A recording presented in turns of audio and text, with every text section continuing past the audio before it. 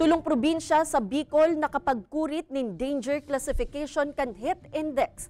Mas maarasas na panahon, lauman na subuot na mapadagos pa kasabay kan epekto kan El Nino sa nasyon susug sa pag-asa. Ang pagirumdum kan health authorities, aramunta sa report ni Chris Novelo. Ngunya na mainit na panahon pigsasamantalaman ini kan mga negosyante arog ni Marilyn kan Virac Catanduanes kung said mabenta subot ngunyan an malipot na tubig. Alagad sa ibong kan makusog na bentahan, yaon man ang pagtiyo sa labing init kan panahon.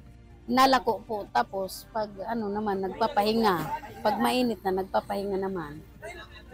Tapos mamaya lalako na naman pag nakapagpahinga na. Ang Catanduanes kaya saro sa mga probinsya sa Bicol na nakapagkurit in halangkaw na heat index kunya na aldaw na nagpakol sa 41.8 degrees Celsius. Mantang sa Camarines Sur, nagabot man sa 40 degrees Celsius. Susog sa pag-asa Camarines Sur, posible magdagos-dagos pa ang danger classification kan heat index sa mga nasabing lugar ninpirang aldaw. Mas iinit pa po kasi yung El Nino po, yung epekto po niya is late din and then pumapatong po siya in every days po na wala pong pag-uulan.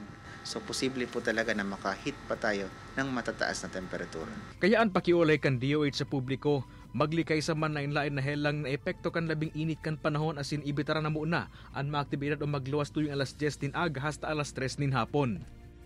Ma-dehydrate, magkaigwaning heat stroke, may pain na, may heat stroke pa, and so on. Kay Baran si Carlo Abunita, Chris Novelo, Balitang Bicolandia.